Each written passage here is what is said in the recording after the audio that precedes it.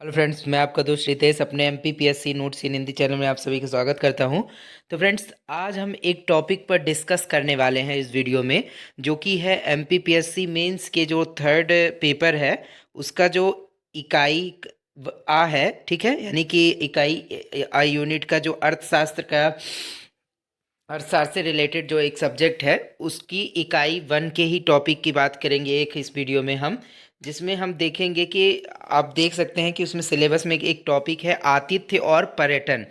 जो जिस आतिथ्य पर्यटन विदेशी मुद्रा आय में योगदान, मतलब ये एक प्रकार से एक टॉपिक है जो कि एमपीपीएससी मेंस में आप देख सकते हैं थर्ड पेपर में। तो उसी से रिलेटेड मिलते मिलते जुलते टॉपिक के से रिलेटेड हम इस वीडियो में डिस्कस करने वाले हैं पूरे मैटर के बारे में।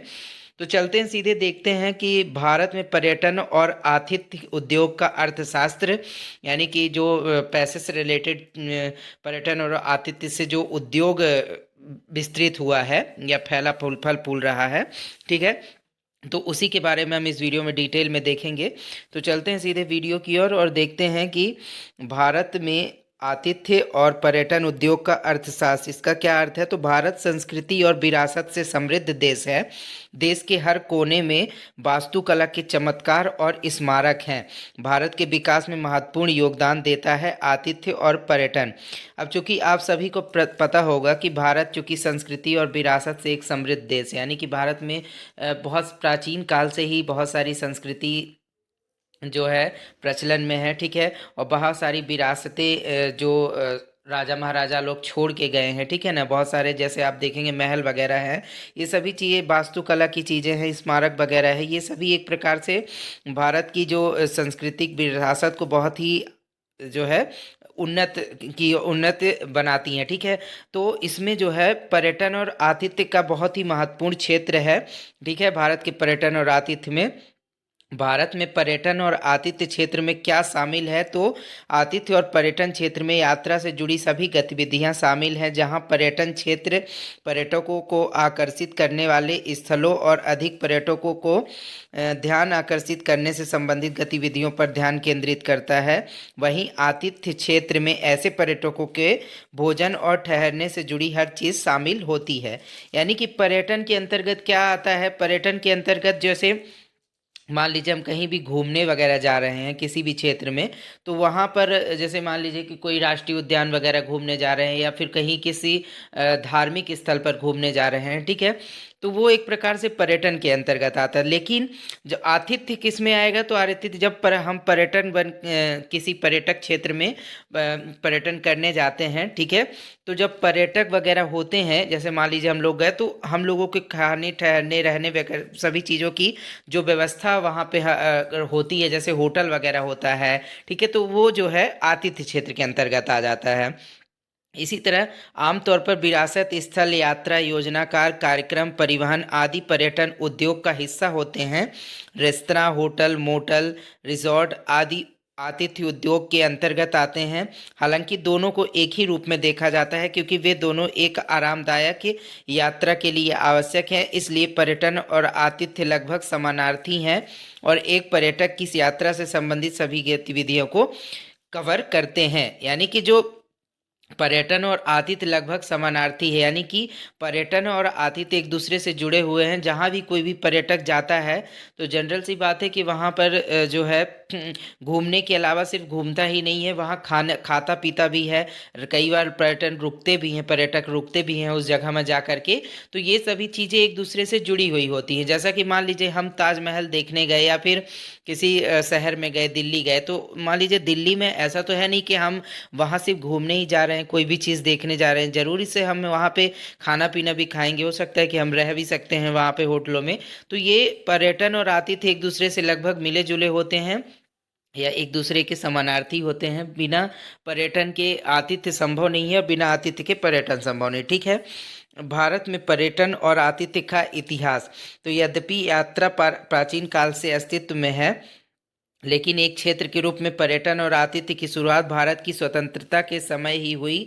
1945 में स्थापित सर जॉन सार्जेंट समिति ने भारत में एक औपचारिक पर्यटन समिति की शुरुआत की। 1966 में भारत सरकार ने भारत पर्यटन विकास निगम आईटीडीसी की स्थापना की, जो आज भी काम कर रहा है। पर्यटन मंत्रालय आज इस संस्था की देखरेख करता है। यानी कि भारत सरकार ने 1966 में भारत पर्यटन विकास निगम की स्थापना की थी। और ये किस लिए की गई थी? भारत में पर्यटन की देखरेख या फिर पर्यटन को विस्तार देने के लिए की गई थी। और इस संस्था की देखरेख कौन करता है? कौन सा मंत्रालय? तो पर्यटन मंत्रालय इस संस्था की देखरेख करता है। ठीक है। और इसके बाद हम देखते हैं भारत में आतिथ्य उद्योग का विकास। आतिथ्य उद्योग, जैसा कि हमने ऊपर डिस्कस किया कि आतिथ्य उद्योग के अंतर्गत रहना, खाना पीना, उस क्षेत्र में मान लीजिए आप निवास कर रह रहे हैं, घूमने किसी क्षेत्र में जा रहे हैं, तो वहाँ पे आप हो सकता है कि आपको रहने की भी आवश्यकता हो। यदि आप 3-4 दिन घूम रहे हैं तो खाएंगे पिएंगे भी, तो ये सारी चीज़ें जो है आतिथ्य के अंतर्गत आ जाती। ठीक है। तो भारत में पर्यटन उद्योग का विकास का देश की पंचवर्षीय आर्थिक योजनाओं से बहुत कुछ लेना देना है। हालांकि 1951 से 1956 के बीच की पहली पंचवर्षीय योजना में पर्यटन पर विशेष ध्यान नहीं दिया गया था, लेकिन उसके बाद की हर योजना में देश में पर्यटन को बढ़ावा देने की रणनीतियां थीं। दूसरी पंचवर्षीय योजना में जो है ठहरने और मनोरंजन सुविधाओं में सुधार करके पर्यटक आकर्षणों में बुनियादी ढांचे के विकास को प्राथमिकता दी गई है। 1960 के दशक में इसमें भारी वृद्धि देखी गई। विदेशी पर्यटकों की संख्या में 6 गुना से अधिक वृद्धि हुई। और इस क्षेत्र के सुधार के लिए सिफारिशें सुझाने के लिए 1963 में एल.के. झा समिति की स्थापना की गई। सार्वजनिक क्षेत्र की भागीदारी बढ़ाने की उनके सुझाव के आधार पर hotel corporation of India limited, India tourism transport undertaking limited और इंडिया टूरिज्म कॉरपोरेशन लिमिटेड की स्थापना की गई। तो इसमें क्या है कि फ्रेंड्स, कि भारत में जो आतिथ्य उद्योग है इसका विकास क्या हुआ? अब चूंकि धीरे धीरे, जैसे कि जानते हैं कि भारत अब एक गुलाम देश रहा था, ठीक है, लेकिन जब भारत आज़ाद हुआ तो उसके बाद उस समय पर पर्यटन की बहुत ज़्यादा महत्व सरकार द्वारा ध्यान नहीं दिया गया पर्यटन के क्षेत्र में। लेकिन अब चूंकि जब सरकार को इस चीज़ का अंदाज़ा हुआ कि जी पर्यटन जो क्षेत्र है काफ़ी लोगों को रोज़गार दे सकता है, इससे काफ़ी आमदनी हो सकती है, विदेशी मुद्रा की आवक हो सकती है देश में, तो इसमें जो है धीरे धीरे क्या किया गया, सरकार की ओर से फोकस किया गया। ठीक है। और जो पहली पंचवर्षीय योजना सरकार के द्वारा जो बनाई गई थी 1951 से 1956, उसमें विशेष ध्यान नहीं दिया गया था। पर लेकिन जब जैसे जैसे समय बीतता गया, ठीक है, तो सरकार के द्वारा भी जो कि पर्यटन को बढ़ावा देने के लिए बुनियादी ढांचे का विकास किया गया। यानी कि जो भी पर्यटन के क्षेत्र थे वहाँ पर ऐसी बुनियादी चीज़ें या डेवलपमेंट किया गया जिससे जो है पर्यटक आकर्षण होके या फिर उनको जो है उस क्षेत्र में अच्छी सुविधाएं मिल सके, जिससे वो उस क्षेत्र का पर्यटन को बढ़ावा मिल सके। कोई भी क्षेत्र होता है तो क्या होता है फ्रेंड्स, कि यदि मान लीजिए कि कोई भी पर्यटन क्षेत्र है तो कोई भी व्यक्ति वहाँ तभी जाना पसंद करेगा जब उसको उस क्षेत्र में रहने, खाने पीने, सभी प्रकार की आने जाने की अच्छी सुविधा प्राप्त होगी। तो जब सुविधा नहीं मिलेगी तो वो वहाँ क्यों जाएगा? इसलिए सरकार का फोकस ये हुआ, जब सरकार ने पर्यटन के महत्व को जाना तो सरकार ने जो है बुनियादी ढांचे को, विकास को प्राथमिकता दी पर्यटन क्षेत्रों में। ठीक है। जिससे क्या हुआ कि जब बुनियादी ढांचे में सुधार हुआ तो फिर बहुत भारी जो संख्या में लोग जो है पर्यटन करने लगे। ठीक है। यानी कि घूमने भागने जाने लगे। जैसे जैसे सुधार होते गए वैसे वैसे संख्या भी लगभग बढ़ती गई। इसके बाद जो है क्या हुआ कि अलग अलग प्रकार से सरकार के द्वारा एल.के. झा समिति की स्थापना की गई, जिसकी सिफारिश के आधार पर तीन जो है पर्यटन के लिए 3 विभागों की स्थापना की गई, चाहे वो कौन सा हो, होटल कॉरपोरेशन ऑफ इंडिया, ठीक है, होटल से रिलेटेड जो भी जो है कोई भी काम होना रहता था पूरे इंडिया में तो उससे रिलेटेड ये चीज़ें देख रेख करती थी ये संस्था। इसके बाद India tourism transport undertaking limited, India tourism corporation limited, इन तीनों ही संस्थाओं की स्थापना की गई ताकि जो है टूरिज्म को या फिर पर्यटन को भारत में बढ़ावा दिया जा सके। ठीक है। इसके बाद जो है सरकार ने अर्थव्यवस्था में पर्यटन को एक महत्वपूर्ण भूमिका निभाने वाला क्षेत्र बताया। चौथी पंचवर्षीय योजना में देश की मुद्रा जो है विदेशी मुद्रा भंडार में योगदान देने में पर्यटन के महत्व को मान्यता दी गई। यानी कि जब जैसे जैसे सरकार को ये महत्व को समझ में आने लगा पर्यटन का, कि पर्यटन काफ़ी हेल्पफुल हो सकता है देश की अर्थव्यवस्था को बढ़ाने में, तो सरकार ने क्या किया, चौथी की जो है धीरे धीरे सरकार ने भी विभिन्न प्रकार के प्रयास किए जिससे पर्यटन को बढ़ावा दिया जा सकता है। और जो चौथी पंचवर्षीय योजना थी उसमें जो विदेशी मुद्रा भंडार, लोगों ने काफ़ी ज़्यादा विदेश के लोग जो है देश में, भारत देश में पर्यटन करने आए, घूमने फिरने आए, जिससे क्या हुआ कि जो चौथी पंचवर्षीय योजना जो थी उसमें काफ़ी ज़्यादा विदेशी जो है फॉरेन जो है करेंसी का काफ़ी योगदान हुआ उस समय पे, किसमें, भारत की इकोनॉमी में, ठीक है। इसके बाद जो है 1980 से 1985 के बीच छठी पंचवर्षीय योजना भारत के पर्यटन और आतिथ्य के लिए मील का पत्थर साबित हुई। 1982 में पर्यटन नीति शुरू की गई, जिसका उद्देश्य पर्यटन के लक्ष्यों और उद्देश्यों पर ध्यान केंद्रित करना था। यहाँ पर ये महत्वपूर्ण पॉइंट है फ्रेंड कि पर्यटन नीति कब शुरू की गई, तो 1982 में। ये ऑब्जेक्टिव क्वेश्चन में भी आ सकता है, ठीक है। और जो छठी पंचवर्षीय योजना थी तो उसमें पर्यटन और आतिथ्य जो है काफ़ी बहुत ज़्यादा इम्पोर्टेंस हो गया छठी पंचवर्षीय योजना में, ठीक है। तो ये भी आपसे पूछा जा सकता है कि किस पंचवर्षीय योजना में आतिथ्य और पर्यटन का जो है क्षेत्र काफ़ी विस्तृत हुआ। इसके बाद जो है अब हम देखते हैं आज भारत में पर्यटन उद्योग, आज की स्थिति में भारत में पर्यटन उद्योग की क्या स्थिति है उसके बारे में देख लेते हैं। तो आज जो है सरकार पर्यटन और आतिथ्य को सेवा उद्योग के स्तंभों में से एक मानती है। यह क्षेत्र देश की विदेशी मुद्रा, जीडीपी और रोजगार में बहुत बड़ा योगदान देता है। रोजगार सृजन में इसकी भूमिका को देखते हुए सरकार इसे मेक इन इंडिया पहल का एक अभिन्न अंग मानती है। यानी कि अब जैसे जैसे पर्यटन का क्षेत्र बढ़ता गया तो सरकार का भी इसमें फोकस होता गया। अब जैसे पर्यटन बढ़ा तो उस हिसाब से पैसे भी आने शुरू हो गए, देश की इकोनॉमी में जीडीपी बढ़ती गई। इसमें चूंकि अप्रत्यक्ष रूप से जो है क्या कर पर्यटन क्षेत्र जो है प्रत्यक्ष रूप से कई लोगों को रोजगार देता है सीधे सीधे, क्योंकि कई लोग जो है पर्यटन के क्षेत्र में जुड़े हुए होते हैं। चाहे वो मान लीजिए कोई क्षेत्र पर्यटन वाला है तो वहाँ चाहे किसी प्रकार की दुकान वगैरह खोलना हो या फिर गाइड का काम करना हो, ठीक है, लोगों को टैक्सी में ले जाना हो, ठीक है। तो इस प्रकार से कई जो है लोगों का व्यवसाय जुड़ जाता है पर्यटन क्षेत्रों से। तो इस प्रकार से सरकार को जब ये पता चला कि जीडीपी में भी पर्यटन क्षेत्र योगदान दे रहा है, ठीक है, रोजगार में भी सहयोग कर रहा है, विदेशी मुद्रा भंडार भी भारत के इकोनॉमी में जुड़ता जा रहा है, ठीक है। तो ये सभी को देखते हुए सरकार ने क्या किया, मेक इन इंडिया जो है पहल के अंतर्गत इसको एक अंग मान लिया पर्यटन को, ठीक है। और जो है आगे देखते हैं 2023 के केंद्रीय बजट में पर्यटन को महत्वपूर्ण क्षेत्रों में से एक माना गया है। देश में पर्यटन गतिविधियों को बढ़ावा देने के लिए सरकार के पास सार्वजनिक निजी भागीदारी वाली योजनाएं हैं। इस क्षेत्र को महिलाओं से को रोजगार देने, विविधता और लैंगिक समानता को बढ़ावा देने का श्रेय भी प्राप्त है। यानी कि 2023 का जो बजट था, केंद्रीय बजट, ठीक है, तो उसमें भी बहुत महत्वपूर्ण क्षेत्र रखा गया है पर्यटन को, ठीक है। उस टाइम पे आप देखेंगे कि जो है पर्यटन को इस समय सरकार बहुत ज़्यादा प्रमोट कर रही है, क्योंकि सरकार को अब इसका ये हो चुका है क्लियर कि यदि पर्यटन को बढ़ावा दिया जाएगा तो इससे इकोनॉमी को जो है जीडीपी को बहुत ही सपोर्ट मिलने वाला, क्योंकि कई ऐसे देश आप देखेंगे विश्व में जिनकी इकोनॉमी जो है उसका कई हिस्सा जो है जीडीपी का बहुत बड़ा हिस्सा जो है पर्यटन क्षेत्र से ही आता है। चाहे आप उस श्रीलंका को ले लीजिए या मालदीव को ले लीजिए या फिर स्विट्ज़रलैंड वगैरह में आप देखेंगे कि वहाँ पर बहुत ज़्यादा लोग टूरिस्ट जो हैं जाते हैं, जिससे उनकी इकोनॉमी को काफ़ी लाभ पहुँचता है। तो इसी तरह भारत सरकार भी प्रयासरत है कि पर्यटन को बढ़ावा दिया जाए, जिससे जो है विदेशी जो करेंसी है वो सभी देश में आए, रोजगार भी बढ़ता रहे देश में, ठीक है।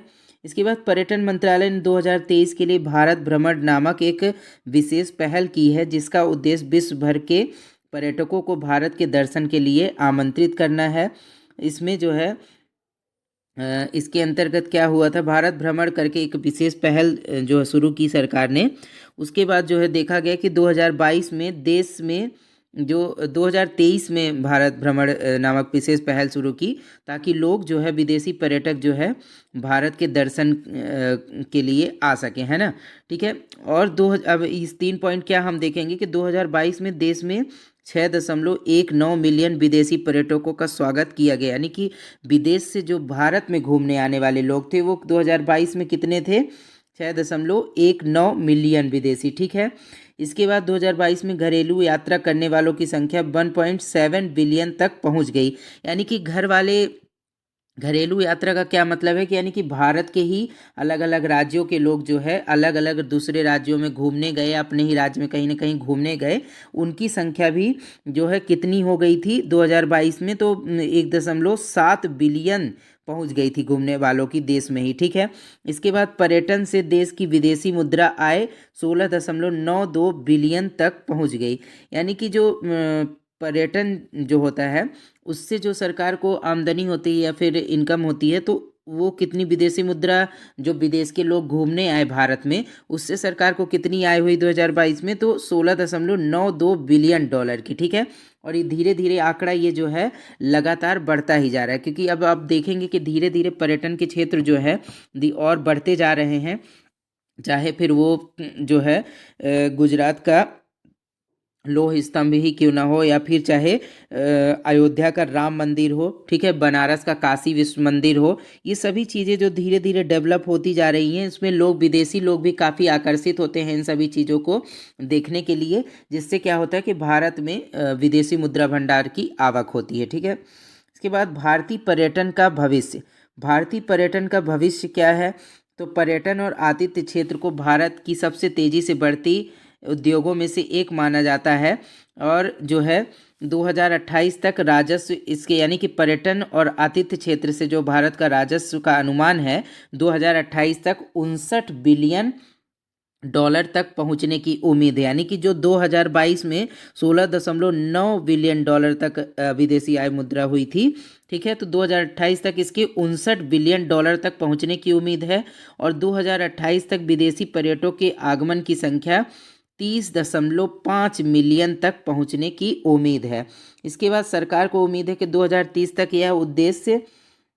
यह उद्योग जो है, पर्यटन उद्योग, यानी कि विदेशी मुद्रा में लगभग 56 बिलियन डॉलर का योगदान देगा, तथा देश में 140 मिलियन नौकरियां पैदा होंगी। और होटल और आवास से राजस्व 8.29% से बढ़कर 2027 तक 61 मिलियन ग्राहकों को पार करने की उम्मीद है। और 2032 तक क्रूज यात्रियों की संख्या 4 मिलियन तक पहुंचने की उम्मीद है, यानी कि 40 लाख। ठीक है। यानी क्रूज से टूरिज्म करने वाले लोग, क्रूज से घूमने वाले। ठीक है। इसके साथ सरकार वर्तमान में अगले 25 वर्षों में पर्यटन को विकसित करने की दिशा में काम कर रही है, जिसका लक्ष्य 2047 तक भारत को विश्व स्तर पर पर्यटकों को लिए जो है पहला गंतव्य बनाना है। यानी कि सरकार का क्या प्रयास है कि अगले जो 25 साल में सरकार ने टारगेट रखा है कि भारत को विकसित देश बनाना है, उसी टारगेट के अंतर्गत जो है भारत सरकार ने एक और टारगेट रखा है कि 2027 तक भारत को विश्व पर्यटकों के लिए पहला गंतव्य बनाना है। यानी कि सबसे ज़्यादा जो, यदि विश्व के कोई भी पर्यटक घूमने जाएं तो वो कहाँ आए? भारत में आए। ठीक है। ऐसी सरकार की जो है मंशा है। इसके बाद जो है भारत में पर्यटन क्षेत्र से संबंधित प्रमुख चुनौतियां। यानी कि जो भारत में पर्यटन क्षेत्र हैं, वहाँ पर ऐसी ऐसी कौन कौन सी चुनौती हैं जिससे पर्यटन ना बढ़ने या फिर कम होने का खतरा है। ठीक है। तो सबसे पहला जो है पर्यटन क्षेत्र से संबंधित चुनौतियां क्या हैं जिससे नहीं बढ़ पा रहा है पर्यटन? तो प्रशिक्षण और कौशल विकास का अभाव। यानी कि क्योंकि पर्यटन उद्योग एक श्रम प्रधान देश है, इसमें व्यवहारिक प्रशिक्षण एक महत्वपूर्ण भूमिका निभाता है। गुजरते समय के साथ प्रशिक्षित श्रम शक्ति की उपलब्धता का भारत में पर्यटन क्षेत्र के तीव्र विकास के साथ तालमेल नहीं रह सका है। बहुभाषी प्रशिक्षित गाइडों की सीमित संख्या और स्थानीय लोगों में पर्यटन से जुड़े लाभों एवं जिम्मेदारियों की अपर्याप्त समझ के कारण इस क्षेत्र का विकास बाधित रहा है।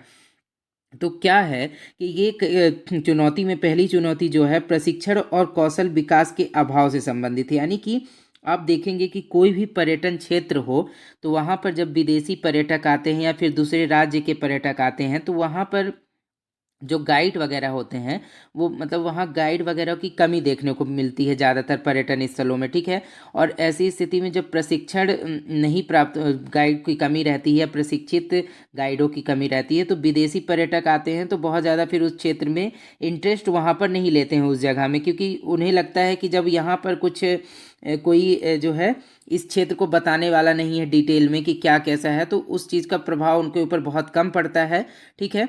तो इसके लिए क्या आवश्यक है कि जो है प्रशिक्षण युक्त जो गाइडों की व्यवस्था करनी होगी सरकार को, ठीक है, यानी कि जो पूरी तरह से उस पर्यटन क्षेत्र से संबंधित हों प्लस उसके लिए बारे में जानकारी रखते हों, ताकि अन्य व्यक्तियों को जो कि पर्यटन करने आ रहे हैं, घूमने भागने आ रहे हैं, चाहे वो विदेशी हों या फिर किसी अन्य राज्य का व्यक्ति, तो गाइड उनको अच्छे से जानकारी दे सके इतनी डिटेल में, ताकि वे जो है जो भी पर्यटन करने आ रहे हैं वे आगे जा कर के अपने रिलेटिव को भी जो बताएं कि हाँ उस क्षेत्र को घूमने में बहुत मज़ा आता है, ठीक है, क्योंकि वहाँ की बारीकियाँ पता चलती हैं उस क्षेत्र की, है ना। और इसके बाद दूसरा कारण क्या है, पर्यटन संभावना का न्यून उपयोग। पर्यटन संभावना का न्यून उपयोग से मतलब क्या है, तो भारत में ऐसे कई स्थान क्षेत्र मौजूद हैं जो सर्वेक्षणों, अवसंरचना और कनेक्टिविटी के कारण अभी भी अन्वेषित या अनएक्सप्लोर्ड हैं।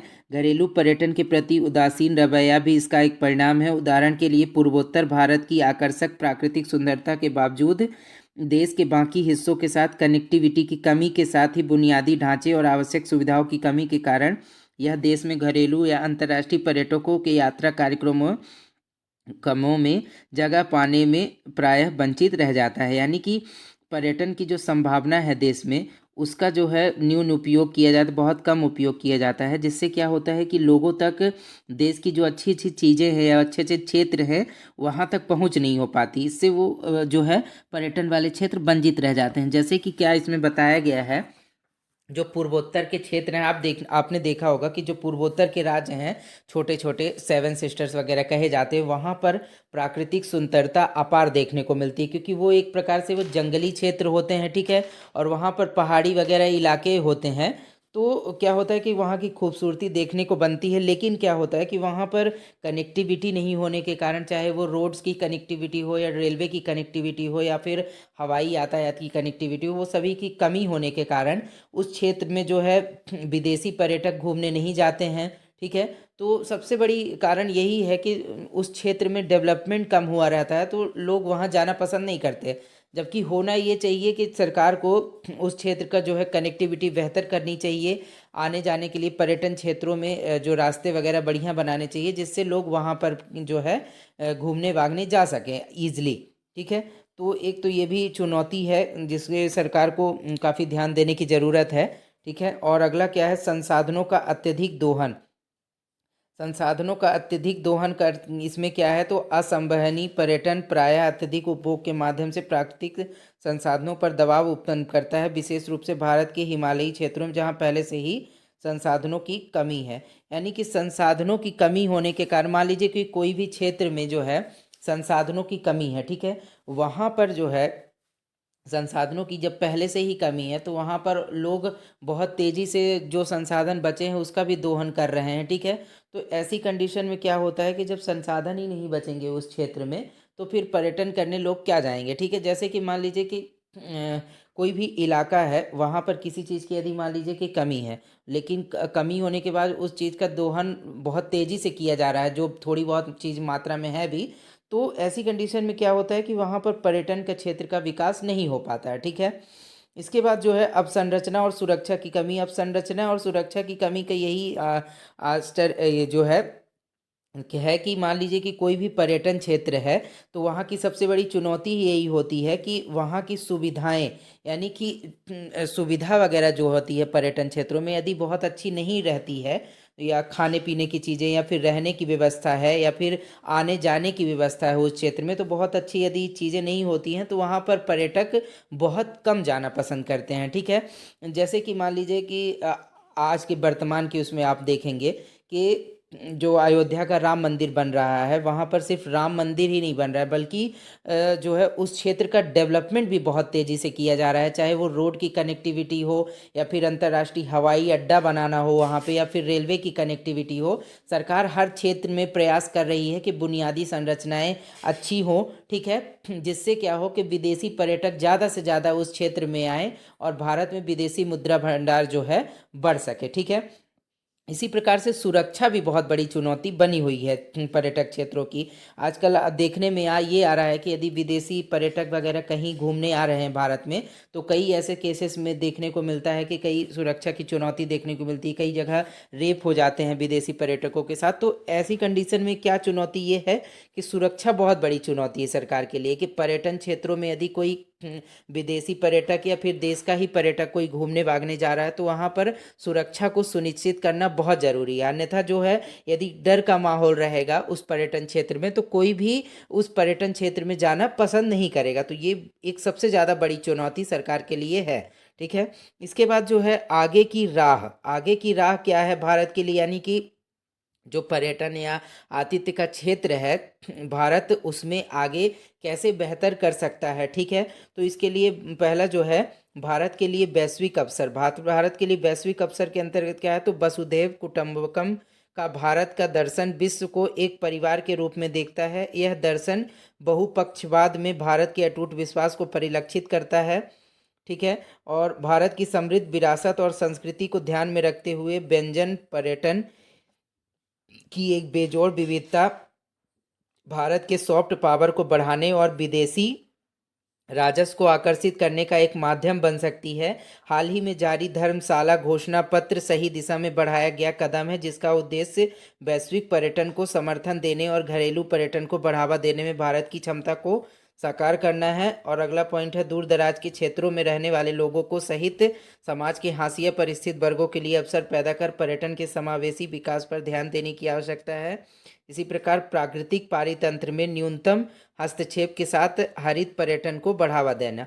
यानी कि जो पहला पॉइंट है आगे की राह, यानी कि भारत में यदि पर्यटन को बढ़ावा देना है, तो उसकी आगे की राह में पहला पॉइंट ये है कि भारत के लिए एक वैश्विक अवसर है, कि भारत चूंकि विश्व को एक परिवार के रूप में देखता है, तो इस जो है विश्वास की तरह विदेशी जो है भारत एक परिवार के रूप में चूंकि देखता है, तो यह एक अटूट विश्वास विश्व के अन्य देशों का भारत के प्रति, कि भारत एक वैश्विक पूरे विश्व को एक परिवार के रूप में देखता है, तो लोगों का जो है विदेशी पर्यटकों का विश्वास बनता है भारत के ऊपर। ठीक है। और जो है क्या करता है, भारत की जो एक सॉफ्ट पावर है, यानी कि जो भारत के आप देखेंगे कि अलग अलग क्षेत्रों में, चाहे वो अलग अलग राज्य हैं, वहाँ पर आप देखेंगे कि अलग अलग पर्यटन क्षेत्रों के साथ वहाँ की संस्कृति अलग अलग होती है, वहाँ के खाने पीने की चीज़ें अलग होती हैं, भाषा अलग होती है, बोली अलग होती है। तो इन सभी चीज़ों को भी देख कर के जो है कई बार विदेशी पर्यटक आकर्षित होते हैं, क्योंकि आपने देखा होगा कि कई बार जो काशी विश्वनाथ मंदिर वगैरह है, वहाँ पर कई विदेशी पर्यटकों को आपने देखा होगा कि वो भारत की वेशभूषा धारण किए हुए, ठीक है, भगवा रंग धारण किए हुए घूमते रहते हैं। मतलब उनको इन सब चीज़ों में इंटरेस्ट है। ठीक है। तो ये संस्कृति देखकर भी कई बार जो है विदेशी पर्यटक भारत में घूमने आते हैं। तो इन सभी चीज़ों का सॉफ्ट पावर का यूज करते हुए, लजीज व्यंजन का जो है विविधताओं को दिखाते हुए भारत विदेशी पर्यटकों को आकर्षित कर सकता है अपने देश में, और जो है विदेशी मुद्रा को जो है अपने जो अर्थव्यवस्था में काफ़ी ज़्यादा जोड़ सकता है। ठीक है। और भारत का जो है हरित पर्यटन भी काफ़ी इम्पॉर्टेंट है, यानी कि जो भारत के ऐसे राज्य मान लीजिए जहाँ पर कि हरियाली ज़्यादा देखने को मिलती है, या फिर जंगली एरिया जहाँ पर है, तो वहाँ पर हरित पर्यटन या ग्रीन टूरिज्म भी को भी बढ़ावा दिया जा सकता है भारत में। क्योंकि ऐसे कई राज्य आपको देखने को मिल जाएंगे, चाहे वो फिर मध्य प्रदेश हो जहाँ पर सबसे ज़्यादा जंगल का क्षेत्र है, या फिर जो पूर्वोत्तर राज्य वगैरह है, वहाँ पर भी चूँकि वो एक प्रकार से पहाड़ी या फिर जंगल से घिरे हुए क्षेत्र हैं, तो वहाँ पर भी प्राकृतिक रूप से ग्रीन टूरिज्म को बढ़ावा दिया जा सकता है। इसके बाद जो है आगे क्या है, एकीकृत पर्यटन प्रणाली। इसमें क्या है, तो देश भर में वांछित पर्यटन स्थलों और प्रमुख बाजारों एवं क्षेत्रों की पहचान करने के लिए एक व्यापक बाजार अनुसंधान और मूल्यांकन अभ्यास किया जा सकता है। इसके बाद फिर इन स्थानों का मानचित्रण करने और सोशल मीडिया के माध्यम से उनका प्रचार करने के लिए एक डिजिटल एकीकृत प्रणाली का विकास किया जा सकता है, जो एक भारत श्रेष्ठ भारत के मूल तत्व का संवर्धन करेगा। यानी कि इसमें क्या है, तो एकीकृत पर्यटन प्रणाली क्या है, तो एक ऐसी संस्था का डेवलपमेंट यदि किया जाए भारत में, जो कि बाजार से रिलेटेड, मतलब कि कोई भी पर्यटन क्षेत्र से रिलेटेड सभी प्रकार के जो भी चीज़ें होती हैं, चाहे वो खाने पीने की हो, रहने की हो, या फिर घूमने भागने की जगहों का, इन सभी चीज़ों का एक मूल्यांकन करे, ठीक है। और उसके बाद उन सभी का मूल्यांकन कर करके उसकी फ़ोटोज़ वगैरह क्लिक करके उसको सोशल मीडिया के माध्यम से या अपनी साइट के माध्यम से, विभिन्न प्रकार की जो सोशल मीडिया, चाहे फेसबुक हो, व्हाट्सएप, उन सभी के माध्यम से शेयर करके लोगों को लुभाया जा सकता है, ठीक है। तो जैसे कि आपने देखा होगा कि टीवी वगैरह में क्या होता है कि कई बार एक्टर से हर राज्य जो है एक किसी न किसी एक्टर को जो है अपने राज्य का ब्रांड एम्बेसडर घोषित करता है, और उस एक्टर के माध्यम से जो है अपने राज्य की विभिन्न प्रकार के टूरिज्म क्षेत्रों को जो है प्रचार करवाता है टीवी के माध्यम से, ताकि लोगों को जो है जागरूकता बने उस राज्य के बारे में कि हाँ, इस राज्य में जो है ये क्षेत्र है घूमने लायक। तो इसी प्रकार से कई प्रयास किए जा सकते हैं कि विभिन्न प्रकार के पर्यटन स्थलों का जो है मूल्यांकन करके कि कहाँ पर कौन कौन से पर्यटन क्षेत्र हैं, अच्छे क्षेत्र हैं, वहाँ पर खाने की व्यवस्था क्या है या रहने की, सभी प्रकार को एक प्रकार से एक डिटेल्स को एकजुट करके एक जगह पे किसी एक साइट में ऐसा अपलोड कर दिया जाए, जिससे कि क्या हो कि लोगों को सीधे उस वेबसाइट में जाएं या सोशल मीडिया में, चूंकि आज हर व्यक्ति जो है सोशल मीडिया से लगभग लगभग जुड़ा है, तो सोशल मीडिया में ऐसी पर्यटन क्षेत्रों का जो है प्रचार किया जाए, जिससे ज़्यादा से ज़्यादा लोग जो है उस पर्यटन क्षेत्र में जो है घूमने जा सकें। इसके बाद पर्यटन प्रभाव आकलन, टूरिज्म इम्पैक्ट असेसमेंट। इसमें क्या है, तो स्थानीय संसाधनों, वातावरण और निवासियों पर पर्यटन के प्रभाव का नियमित रूप से मूल्यांकन करने की आवश्यकता है। इसके साथ ही वर्तमान और जो है भविष्य के आर्थिक, सामाजिक और पर्यावरणीय प्रभावों में ध्यान रखते हुए आगंतुकों, उद्योग, पर्यावरण, मेजबान समुदायों की आवश्यकताओं की पूर्ति के लिए पर्यटन नियमों को समय समय पर संशोधित किया जाना चाहिए। यानी कि जैसे मान लीजिए कि कोई भी पर्यटन क्षेत्र है, वहाँ पर जो पर्यटन वगैरह जाते हैं, तो जनरली क्या होना चाहिए कि सरकार को ऐसी तैयारी करनी चाहिए कि ऐसे या फिर ऐसी एजेंसियां बनानी चाहिए जो कि उस पर्यटन क्षेत्र में जाने वाले जो भी उस क्षेत्र के निवासी हैं या फिर विदेशी टूरिस्ट वगैरह हैं, तो उन सभी का एक प्रकार से जो है मूल्यांकन किया जाना चाहिए कि आपको ये पर्यटन कैसा लगा, ठीक है, कैसा महसूस आपने किया, या फिर आप आगे किसी को क्या बता सकते हैं इसके बारे में, क्या कैसे, मतलब उनसे एक प्रकार से फीडबैक टाइप से लेना कि इस पर्यटन क्षेत्र में आने के बाद जो है आप कैसा महसूस कर रहे हैं, ठीक है। इस प्रकार की कोई एक संस्था टाइप से सरकार को डेवलप करनी चाहिए, और समय समय पर जो पर्यटक जो आते रहते हैं पर्यटन क्षेत्रों में, उनसे रिव्यू लेके या फीडबैक उनका ले करके पर्यटन क्षेत्रों में समय समय पर जो है संशोधन भी किए जाने चाहिए, चाहे फिर वो घूमने का टाइम हो या फिर जो है उसमें खाने पीने की जो स्थान है वो बदलाव करने का, या फिर रहने की, सभी चीज़ों में समय समय के अनुसार जो है संशोधन करते रहना चाहिए। इसके बाद एक राज्य एक पर्यटन शुभंकर, इसका अर्थ क्या है, तो जो है किसी भी राज्य, जैसे मान लीजिए भारत में इतने सारे राज्य हैं, तो हर राज्य का एक जो शुभंकर होना चाहिए, जो कि उस जो है राज्य के पर्यटन क्षेत्रों को क्या करे, एक प्रकार से विज्ञापन करे उस क्षेत्र का, ठीक है। मान लीजिए कि कोई भी राज्य है, ठीक है ना, उस क्षेत्र का यदि कोई एक ऐसा शुभंकर हो जाएगा कि जो कि उस राज्य के अलग अलग पर्यटन क्षेत्रों का प्रचार करेगा कि हाँ, ये इस राज्य में ये है, तो उससे क्या होता है कि पर्यटन को बढ़ावा, काफ़ी ज़्यादा बढ़ावा मिलता है, ठीक है।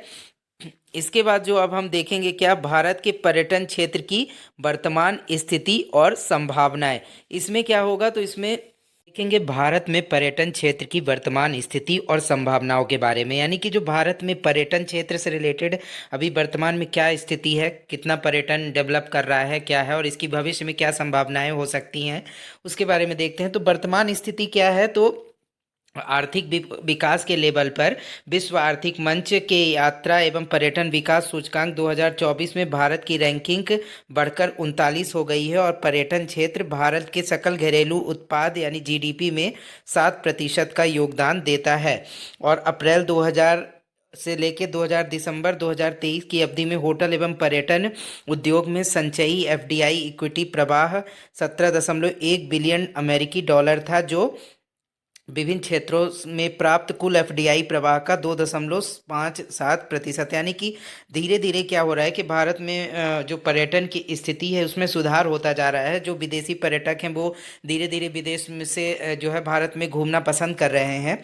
और पर्यटन एवं आतिथ्य उद्योग के विकास पर इंडिया ब्रॉन्ड इक्विटी फाउंडेशन की घरेलू रिपोर्ट के अनुसार यात्रा और पर्यटन भारत में दो बड़े उद्योग हैं जो देश के सकल घरेलू उत्पाद में लगभग 178 बिलियन अमेरिकी डॉलर का योगदान करते हैं। यानी कि पर्यटन और आतिथ्य क्षेत्र को यदि दोनों को मिला दिया जाए तो उसका जो भारत की इकोनॉमी में लगभग 178 अमेरिकी बिलियन डॉलर का योगदान करते हैं। यानी कि एक बहुत बड़ी रकम होती है जो कि भारत की इकोनॉमी में या फिर जीडीपी में जो है पर्यटन या फिर आतिथ्य क्षेत्र से पैसे आने की वजह से जुड़ता है भारत की इकोनॉमी में। ठीक है।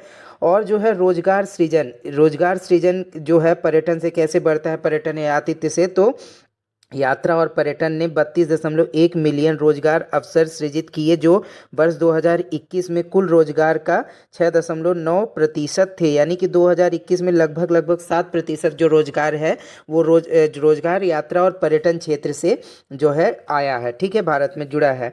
यानी कि इतने लगभग जो है लोगों को रोजगार ये क्षेत्र दिया 2021 में के अनुसार। और उदाहरण के लिए आतिथ्य उद्योग होटल, रेस्तरां, ट्रैवल एजेंसियों सहित प्रत्यक्ष एवं अप्रत्यक्ष रूप से लाखों लोगों को रोजगार प्रदान करता है। यानी कि जैसे आतिथ्य उद्योग वगैरह जैसे खाने पीने की चीज़ें हो गई या फिर होटल में रुकने के लिए जो व्यवस्था होती है, ये प्रकार के जो क्षेत्र होते हैं, जैसा कि आप देखेंगे कि जो पर्यटन स्थल होते हैं वहाँ पर क्या होता है कि लोग छोटे छोटे बिजनेस अपने शुरू कर देते हैं, चाहे कोई चीज़ बेचने का हो या खाने से रिलेटेड हो या फिर उद्योग वहाँ पर, या फिर कोई जो है होटल वगैरह खोलना हो। तो इस प्रकार से ये चीज़ें भी कई प्रकार के छोटे छोटे लोगों को रोजगार देती है और जिससे आजीविका चलती है। और ये भारत के जो है जीडीपी में बहुत बड़ा योगदान देता है ये क्षेत्र। ठीक है। पर्यटकों का आगमन, घरेलू पर्यटन इस उद्योग के लिए एक प्रेरक शक्ति रहा है, जहां वर्ष 2019 में 1.8 बिलियन से अधिक घरेलू पर्यटकों ने यात्रा की, जिसने अर्थव्यवस्था में महत्वपूर्ण योगदान दिया।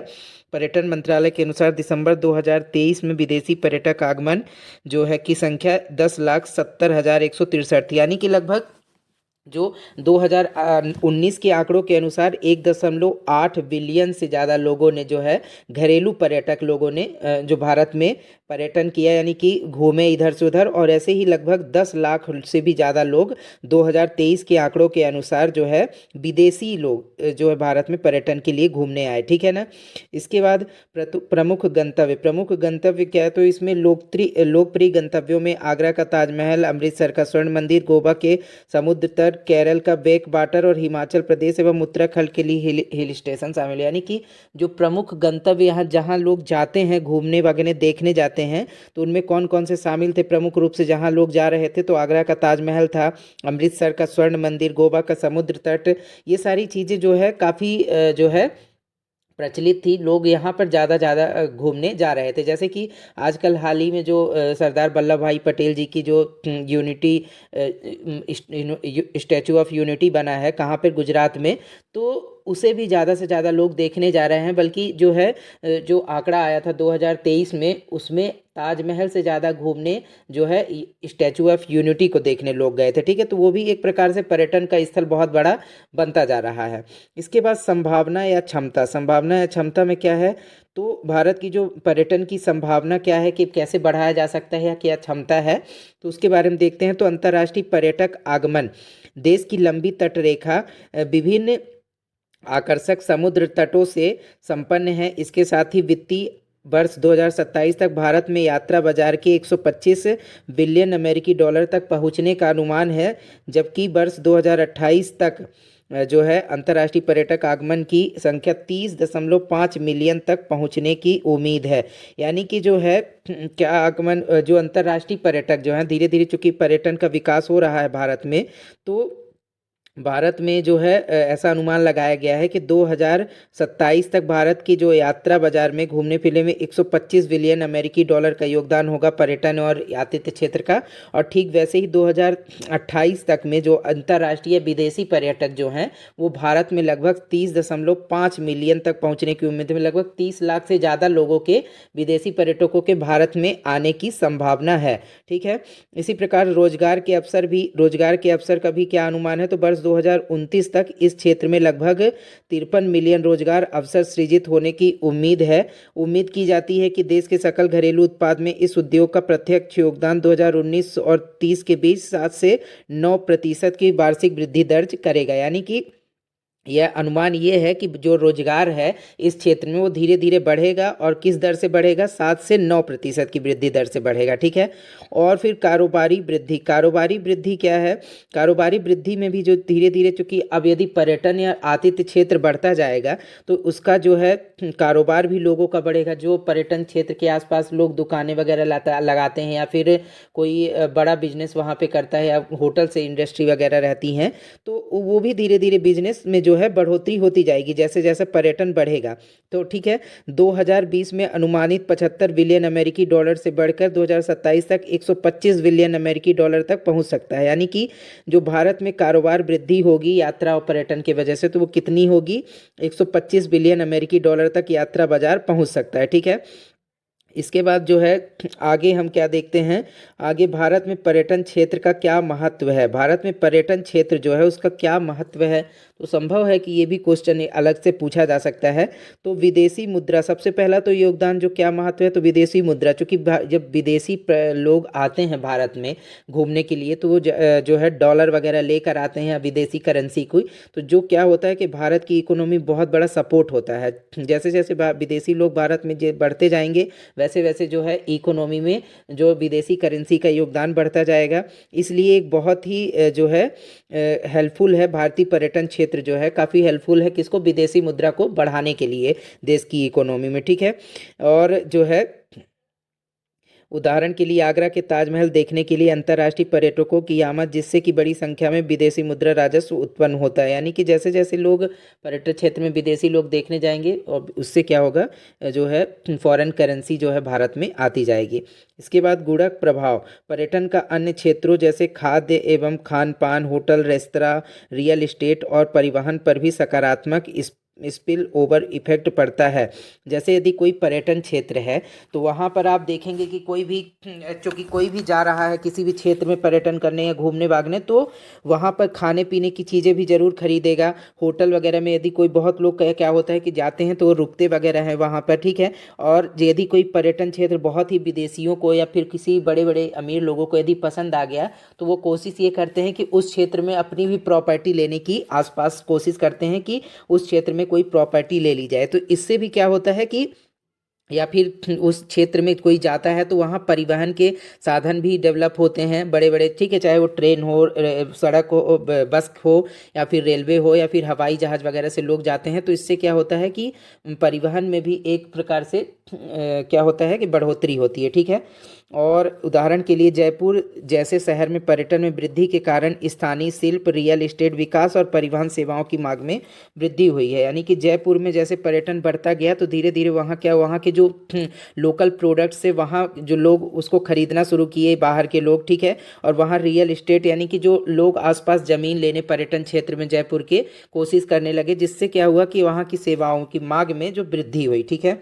और समावेशी विकास क्या है, तो पर्यटन उद्योग जो है अपेक्षाकृत कमजोर अवसंरचना वाले ना, और इससे क्या होता है, पर्यटन से समावेशी विकास भी होता है। यानी कि जैसे जैसे हर क्षेत्र में जहाँ जहाँ पर्यटन की संभावनाएं होती हैं, चाहे वो उद्गम पहाड़ी क्षेत्र हो या फिर जो है जंगली बनी एरिया हो। ठीक है। तो हर क्षेत्र में जो है एकजुट विकास होता है। जैसे कि मान लीजिए आप पूर्वोत्तर के राज्यों में जाएंगे तो वहाँ पर पहाड़ी क्षेत्र वगैरह हैं या फिर जंगली एरिया हैं, तो वहाँ पर उस जो है क्षेत्र का डेवलपमेंट होता है। यदि पर्यटन लोग वहाँ पे घूमना शुरू करते हैं, तो ऐसी क्या होता है कि उस क्षेत्र में उस क्षेत्र का विकास होना शुरू हो जाता है। ठीक है।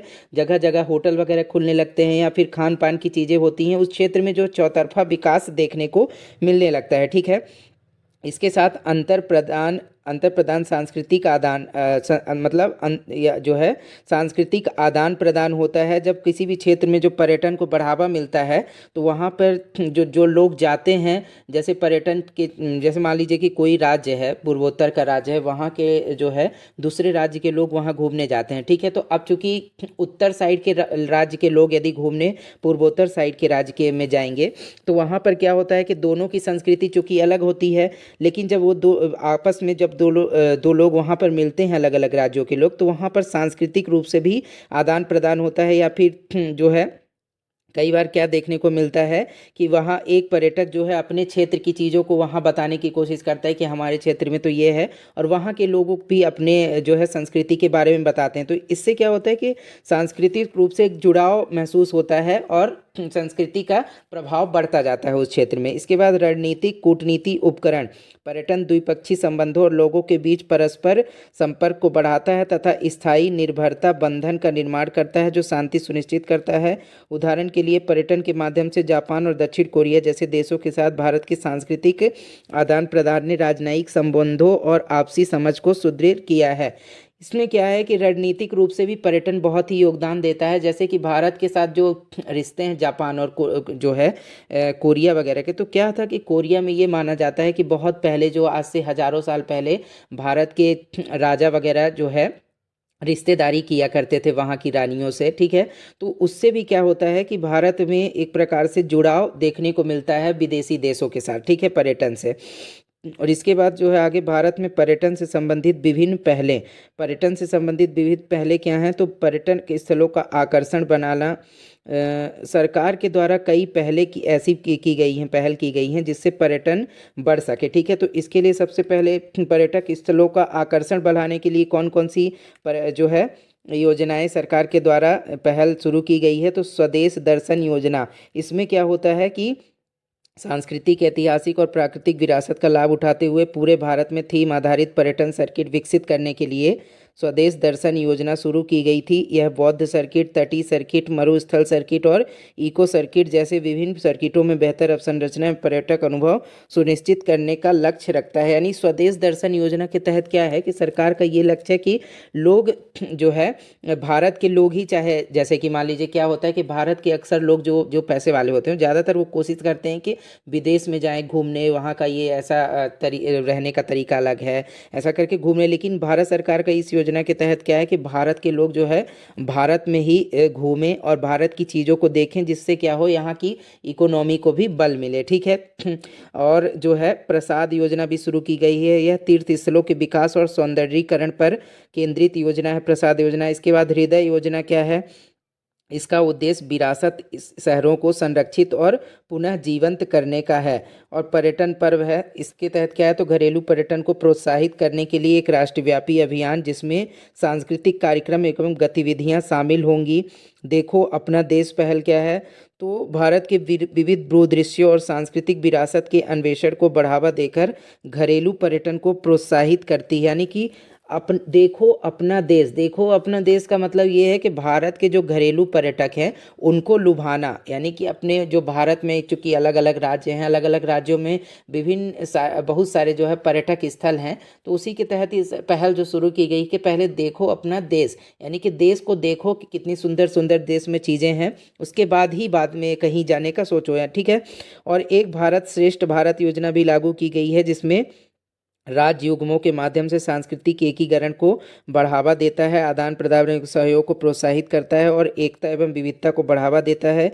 इस प्रकार घरेलू पर्यटन और सांस्कृतिक सराहना को बढ़ावा देता है। भारत एक भारत श्रेष्ठ भारत, यानी कि भारत भले ही भारत में कई राज्य हों, लेकिन भारत चूंकि एक है कई राज्यों से मिलकर, तो एक भारत श्रेष्ठ भारत ये हमें सीख देता है कि भारत के अलग अलग राज्यों में भले अलग अलग पर्यटन क्षेत्र हो, अलग अलग बोली हो, भाषा हो, लेकिन चूंकि भारत एक ही है और ये एक भारत श्रेष्ठ भारत है, तो लोगों को इस प्रकार से ये जागरूक किया जाता है कि आप भारत के भले अलग अलग राज्य हैं, आप घूमने जाएं, वहाँ की संस्कृति को समझें, ठीक है, और वहाँ की विविधता को देखें, जिससे क्या होगा, दो अलग अलग राज्य हों या फिर ये लोग हों, तो उनमें एकता की भावना जागृत होगी, ठीक है।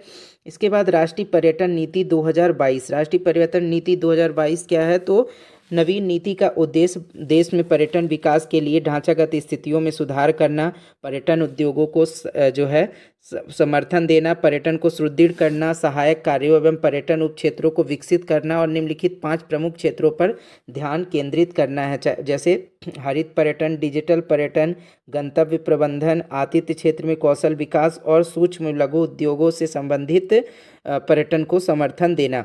यानी कि राष्ट्रीय पर्यटन नीति जो 2022 आई है उसमें अलग अलग जो है पर तरीके जो अपनाए गए हैं किसके लिए, पर्यटन के विकास के लिए, चाहे वो जो है ग्रीन पर जो है पर्यटन करवाना हो, यानी कि जहाँ पेड़ पौधे वगैरह ज़्यादा हैं या जंगली इलाके वगैरह है वहाँ पर्यटन के क्षेत्र विकसित करना हो, ठीक है, या फिर डिजिटल पर्यटन हो, गंतव्य प्रबंधन, ये सारी चीज़ें जो है अलग अलग प्रकार से सरकार के द्वारा इस नीति में जो है प्रबंधन किया गया है ताकि पर्यटन को अलग अलग तरीके से बढ़ाया जा सके, ठीक है।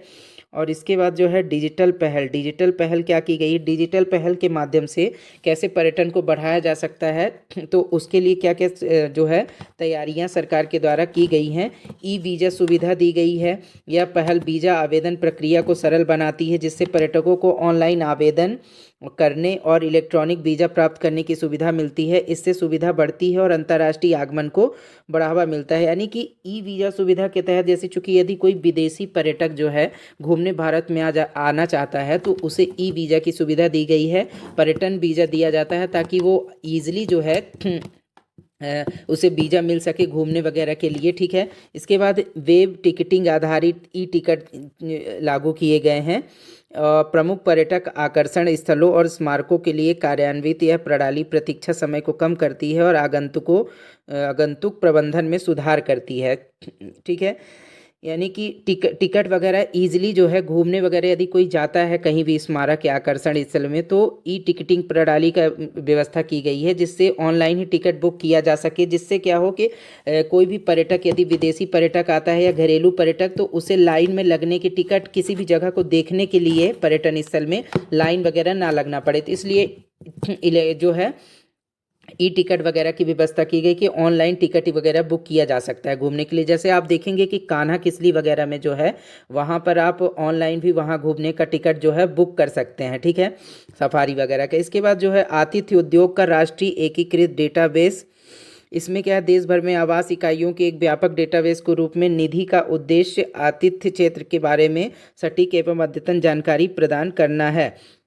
यानी कि जो भी देश में भारत देश में जो जो भी क्षेत्र हैं घूमने भागने के लिए आतिथ्य से संबंधित तो उसमें जो है एक ऐसा डेटाबेस तैयार करना, निधि पोर्टल जो बनाया गया है जिसमें एक ऐसा डेटाबेस तैयार किया गया है जिसमें देश के अलग अलग क्षेत्रों का जो है पर्यटन से संबंधित जानकारियाँ दी गई है, ठीक है, जिसमें एक एक्चुअल जो डाटा होता है जिससे लोग उस पोर्टल पे जा कर के देश के बारे में पर्यटन स्थलों के बारे में जो है जानकारी प्राप्त कर सकते हैं। इसके बाद स्वच्छ पर्यटन मोबाइल ऐप, पर्यटन स्थलों पर स्वच्छता संबंधित मुद्दों के समाधान की शुरुआत के लिए शुरू किया गया यह ऐप पर्यटकों को गंदगी वाले क्षेत्रों की सूचना देने की सुविधा देता है जिससे अधिकारियों द्वारा समय पर कार्यवाही सुनिश्चित होती है। यानी कि स्वच्छ पर्यटन मोबाइल ऐप भी विकसित किया गया है। यदि किसी को स्वच्छता संबंधी कोई मुद्दों से रिलेटेड समाधान चाहिए तो इस मोबाइल ऐप के माध्यम से वो शिकायत दर्ज कराया जा सकता है जिसमें जो है अधिकारियों द्वारा त्वरित कार्यवाही भी की जाती है। इसके बाद पर्यटन क्षेत्र में सुधार के लिए कौन सी रणनीतियाँ आवश्यक हैं, यानी कि ऐसे कौन कौन से प्रयास किए जा सकते हैं जिससे पर्यटन क्षेत्र में सुधार किया जा सके यानी पर्यटन बढ़ा जा सकते। तो सबसे पहला तो यही है कि कनेक्टिविटी में सुधार लाना, अवसंरचना का विकास, यानी कि कनेक्टिविटी में किसी भी क्षेत्र में यदि पर्यटन को विकास को बढ़ावा देना है तो सबसे ज़्यादा जरूरी क्या होता है कि उस क्षेत्र की कनेक्टिविटी को बेहतर किया जाए। जैसे यदि मान लीजिए कि जैसे मान लीजिए जम्मू कश्मीर है, वहाँ चूँकि पर्यटकों की आवक बहुत ज़्यादा होती है, लेकिन अब चूँकि यदि वहाँ पर अब चूँकि वो एक ठंडा प्रदेश है, अब ऐसा हो जाए वहाँ पर कि वहाँ कंटिन्यू बर्फ़ वगैरह रहे, आने जाने के सारे रास्ते ब्लॉक हो जाएं, ठीक है, तो ऐसी कंडीशन में पर्यटक भी वहाँ जाना पसंद नहीं करेंगे। भीड़ चूँकि यदि परिवहन वगैरह सही नहीं रहेगा, यहाँ वहाँ का इंफ्रास्ट्रक्चर मतलब कि घूमने फिरने की जो जगह तो ठीक है लेकिन रहने वगैरह के लिए खाने पीने के लिए बहुत अच्छे जो है नहीं रहेगी सुविधा, तो वहाँ पर पर्यटक क्यों जाना पसंद करेंगे। इसलिए सरकार के द्वारा जो कनेक्टिविटी में सुधार लाने की आवश्यकता है जिससे लोग उस क्षेत्र में कोई भी चाहे पर्यटन का क्षेत्र हो उस क्षेत्र में ज़्यादा से ज़्यादा घूमने का प्रयास करें। यदि कनेक्टिविटी में सुधार हो जाएगा, वहाँ की जो इंफ्रास्ट्रक्चर अच्छा रहेगा, जैसे कि मान लीजिए किसी भी क्षेत्र में जाने के लिए बस वगैरह जाना हो, सड़क मार्ग हो या फिर रेल मार्ग हो, ठीक है, तो सारी चीज़ें एक अच्छी सुविधा यदि सरकार देती है तो ऐसी कंडीशन में लोग उस क्षेत्र में जाना ज़्यादा पसंद करते हैं। कर सुधार और अनुरूपीकरण, यानी कि जो सरकार को पर्यटन उद्योग में बढ़ावा देने के लिए जो है क्या करना पड़ेगा, टैक्स वगैरह जो सरकार लगाती है टूरिज्म स्टेशन पर, या फिर जैसे कहीं यात्रा आप कर रहे हैं तो वाहन हो, ठीक है, चाहे वो रेलवे हो या फिर जो है हवाई यातायात हो, या फिर होटल इंडस्ट्री पे जो टैक्स लगाना हो या जीएसटी वगैरह लगाती है सरकार, तो उसे कम करने की आवश्यकता है, जिससे जो है वहाँ की यात्रा हो चाहे या फिर रहने का खर्च वगैरह हो, पर्यटकों के लिए किफ़ायती हो सके, जिससे लोग वहाँ पर उस क्षेत्र में ज़्यादा से ज़्यादा लोग वहाँ पर घूमने जा सकें। इसके बाद सुरक्षा और संरक्षा पर भी ध्यान केंद्रित करना, यानी कि पर्यटक स्थलों पर ज़्यादातर देखने में क्या आता है कि कई बार पर्यटक स्थल जो हैं वहाँ पर असुरक्षा की भावना लोगों को पनपती है। जैसे कई बार विदेशियों के साथ, जो यदि विदेशी घूमने वगैरह तो महिलाएं आती हैं, तो वहाँ उनके साथ छेड़छाड़ या लूटपाट देखने को मिलती है, ठीक है।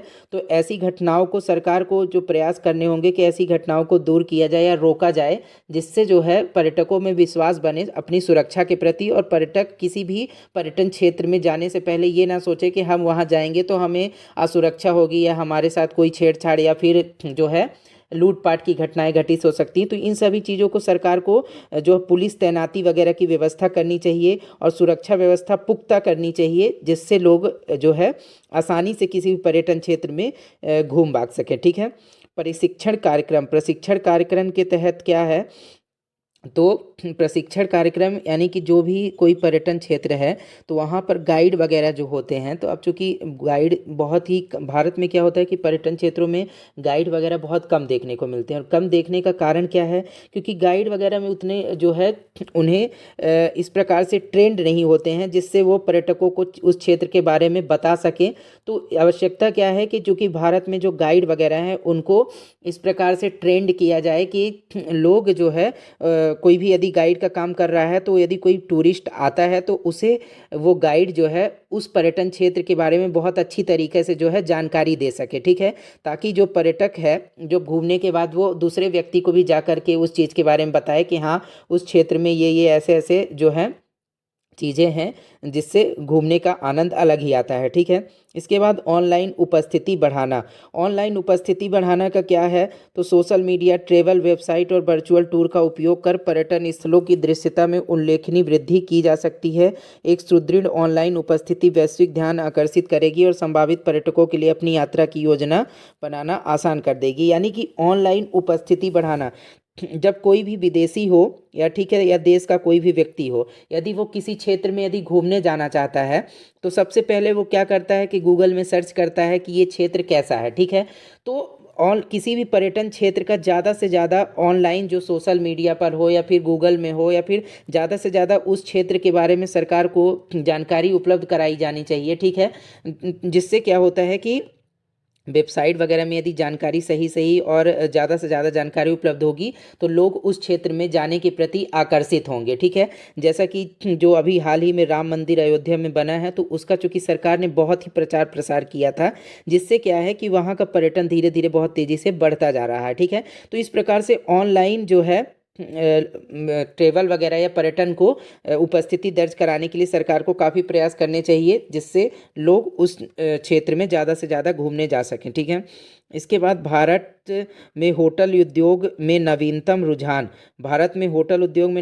रुझान क्या है, यानी निजीकरण। पहला क्या है, तो निजीकरण है। निजीकरण के अंतर्गत क्या है कि ग्राहकों के लिए अनुभव को निजीकृत और अनुकूलित करना हर उद्योग में एक चलन है और पर्यटन क्षेत्र उसका अपवाद जो नहीं है। इस आवश्यकता के आधार पर अतिरिक्त सुविधाओं को शामिल करने से लेकर ग्राहकों को उनके ओटीटी खातों का उपयोग करने की अनुमति देने तक ठहरने के अनुभव को निजीकृत करने की दिशा में कई पहल की गई है। यानी कि जो भारत में उद्योग वगैरह होटल उद्योग है, निजीकरण वगैरह यानी कि जो प्राइवेसी देने में काफ़ी अब जो है अच्छी भूमिका निभा रहे हैं कि कोई भी यदि पर्यटन किसी भी क्षेत्र में कोई भी टूरिस्ट वगैरह जाता है तो वहाँ के होटल वगैरह बहुत ही अच्छे तरीके से उनको प्राइवेसी देते हैं अपने होटल वगैरह में, जिससे लोग जो है वहाँ जाना टूरिस्ट पसंद करते हैं, ठीक है। आभासी वास्तविकता, यह हाल के दिनों में सबसे रोमांचक रुझानों में से एक है। आभासी वास्तविकता पर्यटन के माध्यम से ग्राहकों को अपनी यात्रा की योजना बनाने के लिए स्थिर चित्रों को देखने के बजाय अपने घरों से होटल के वातावरण को देखने की भी अनुमति देती है। यानी कि आभासी वास्तविकता क्या है, तो आप देखेंगे कि चाहे आजकल की जो होटल इंडस्ट्री वगैरह है तो वो पूरी तरीके से ऑनलाइन हो गई है। चाहे ओयो वगैरह को आपने सुना होगा कि ओयो वगैरह है, या फिर और कई सारी ऐसी ऐसी वेबसाइट वगैरह हैं जिसमें होटल वगैरह के जो है चित्र वगैरह दिए रहते हैं कमरों के, उस लोकेशन का, होटल कहाँ पे स्थित है या होटल के बारे में क्या क्या सुविधाएं हैं उस होटल में। तो ऑनलाइन ही सारी चीज़ें प्रोवाइड करा दी जाती है, जिससे पर्यटक जो है पहले ऑनलाइन सब देख लेता है कि कौन सा होटल अच्छा है क्या कैसे, तो उस हिसाब से फिर वो उस क्षेत्र में ज़्यादा जाना पसंद करता है। मतलब सारी चीज़ें जो है पहले से ही आभासी रूप से, ठीक है, दिखा दी जाती है फिर जो है, ताकि पर्यटक जो है उसकी सुंदरता या फिर होटल वगैरह को देखकर उस क्षेत्र में घूमने आराम से जा सके। इसके बाद सांधारणीयता, सौंदर्य प्रसाधनों से लेकर कपड़ों तक, यानी कि जो पर्यावरण के अनुकूल उत्पाद आज चार्ट में सबसे ऊपर है। इसी तरह शाकाहारी विकल्प प्रदान करने वाले संधारणी होटल, कुशल अपशिष्ट प्रबंधन तकनीकों का उपयोग करना, स्मार्ट लाइट्स का उपयोग करना आदि लोकप्रियता में बढ़ रहे हैं। यानी कि पर्यटन के जो क्षेत्र है, क्योंकि पर्यटन क्षेत्र में सिर्फ एक ही घूमना भागना ही नहीं होता, उस क्षेत्र में फिर हर प्रकार की चीज़ें डेवलप होती हैं, चाहे वो कपड़ों से लेकर हो या फिर खाने पीने की चीज़ें हो, सभी प्रकार की चीज़ें पर्यटन, किसी भी पर्यटन क्षेत्र में डेवलप होती हैं। तो जब कोई भी टूरिस्ट होता है किसी भी क्षेत्र में जाता है, तो वो क्या करता है कि उस क्षेत्र में पहले तो घूमता है, ठीक है, फिर उस क्षेत्र में खाने पीने की चीज़ें जो है अलग अलग क्षेत्र की, उस क्षेत्र विशेष की चीज़ों को चेक करना चाहता है कि ये क्या चीज़ है और किस टाइप की यहाँ की चीज़ कैसे प्रसिद्ध है, तो क्या अच्छी लगती है, या फिर उस क्षेत्र के कपड़े वगैरह परचेस करना चाहता है। तो ये सारी चीज़ें जो है उस क्षेत्र में पर्यटन को काफ़ी बढ़ावा देती है, ठीक है। इसके बाद वेलनेस पर ध्यान, आजकल होटल सिर्फ रहने और खाने पीने की सुविधा ही नहीं देते, बल्कि स्वास्थ्य और वेलनेस से जुड़ी सुविधाएं भी देते हैं। कई होटलों में fitness centre, meditation room, spa आदि की सुविधा उपलब्ध है। ऐसे वेलनेस रिजॉर्ट भी हैं जो सिर्फ मानसिक और शारीरिक स्वास्थ्य पर ध्यान देते हैं। यानी कि होटल वगैरह में यदि आप जाएंगे, जब जो पर्यटन क्षेत्रों से संबंधित है, तो कई बड़े बड़े होटल ऐसे हैं जो अलग अलग प्रकार की आजकल सुविधाएं देते हैं, चाहे वो स्पा की सुविधा हो, फिटनेस सेंटर हो या जिम वगैरह है, वहाँ पे सभी प्रकार की वो स्वास्थ्य से रिलेटेड सुविधाएं, स्वस्थ रहने से संबंधित सुविधाएं वगैरह देते हैं। इससे भी क्या होता है कि पर्यटन क्षेत्र में जो है उस क्षेत्र का पर्यटन बढ़ता है। इसके बाद किसी देश की अर्थव्यवस्था में पर्यटन और आतिथ्य की भूमिका, ये जो है पर्यटन और आतिथ्य की भूमिका क्या है किसी देश की अर्थव्यवस्था में, तो ये बहुत ही महत्वपूर्ण है, क्योंकि दुनिया में हर 10वीं नौकरी पर्यटन और आतिथ्य उद्योग का परिणाम है। कई रिपोर्ट बताती है कि इस वैश्विक उद्योग का वार्षिक आर्थिक कारोबार 7.6 ट्रिलियन डॉलर से भी ज़्यादा है। पर्यटन और आतिथ्य उद्योग हर देश की अर्थव्यवस्था में महत्वपूर्ण योगदान देगा। स्विट्जरलैंड और जर्मनी के कुछ हिस्सों जैसे प्राकृतिक रूप से सुंदर स्थानों के लिए यह क्षेत्र अधिक नौकरियां और राजस्व लाकर जीवन रक्षक के रूप में कार्य करता है। उद्योग से जुड़ी व्यावसायिक गतिविधियां जैसे यात्रा भी जो है स्थानीय लोगों के लिए और अधिक रोजगार पैदा करती है। आतिथ्य क्षेत्र में कई करियर बनाने में रुचि रखने वाले किसी भी व्यक्ति के लिए इस उद्योग को अपनाने से पहले आर्थिक विकास में पर्यटन की भूमिका के बारे में अधिक जानना दिलचस्प हो सकता है। राष्ट्रीय अर्थव्यवस्था के विकास में पर्यटन की भूमिका के बारे में और अधिक जानने के लिए जो है क्या होता है फ्रेंड्स, कि जो किसी भी अर्थव्यवस्था में पर्यटन और आतिथ्य की जो है बहुत ही महत्वपूर्ण भूमिका होती है।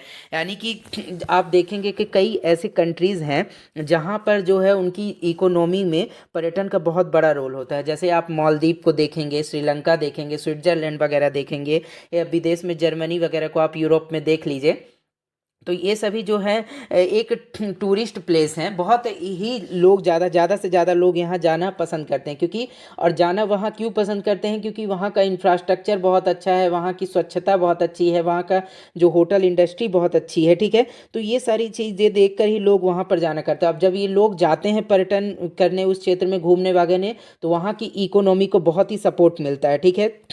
तो इसीलिए जो है जब कोई भी क्षेत्र में पर्यटन का विकास होता है, तो उस पर्यटन के क्षेत्र में विकास होता है, तो उस देश में उस पर्यटन का बहुत ही रोल होता है। क्योंकि यदि लोग उस क्षेत्र में जाएंगे, उस देश में जाएंगे, तो वहाँ पर पैसे लेकर जाएंगे, वहाँ घूमने जाएंगे पैसे खर्चा करके, चाहे वो हवाई मार्ग से हो, ठीक है, या फिर वहाँ जाएंगे तो खाना पीना खाएंगे या फिर कपड़े वगैरह शॉपिंग करेंगे, ठीक है। कई बार तो लोग प्रॉपर्टी वगैरह भी लेना पसंद करते हैं। तो इससे क्या होता है कि विदेशी करेंसी का फ्लो बढ़ता है और वो क्षेत्र जो है प्रसिद्ध होता है, और जब पैसे दूसरे देश के आते हैं तो इकोनॉमी काफ़ी सपोर्ट मिलता है, ठीक है।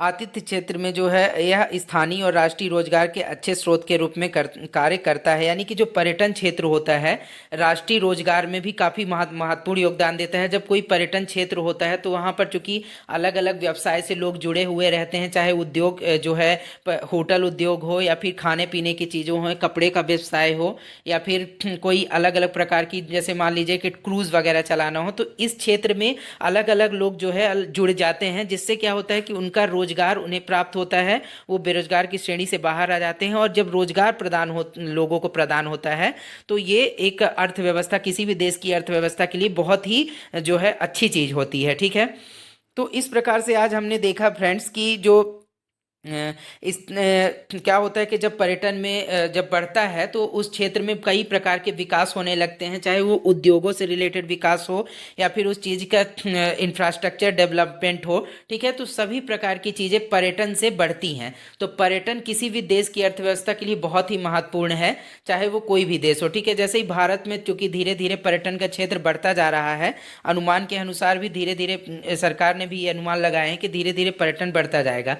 तो फ्रेंड्स आज के लिए वीडियो में इतना ही। आई होप कि ये जो वीडियो हमने तैयार किया है पर्यटन और रोजगार से रिलेटेड, पर्यटन और आतिथ्य क्षेत्र में जो है आतिथ्य क्षेत्र का योगदान जो है भारत में कैसा है, तो ये काफ़ी हेल्पफुल होगा आपको नोट्स तैयार करने के लिए। ठीक है, तो आज के वीडियो में इतना ही। अब हम मिलेंगे नेक्स्ट वीडियो में, किसी न्यू टॉपिक पर डिस्कस करेंगे। तो आज के लिए इतना ही, मिलेंगे। Bye bye bye.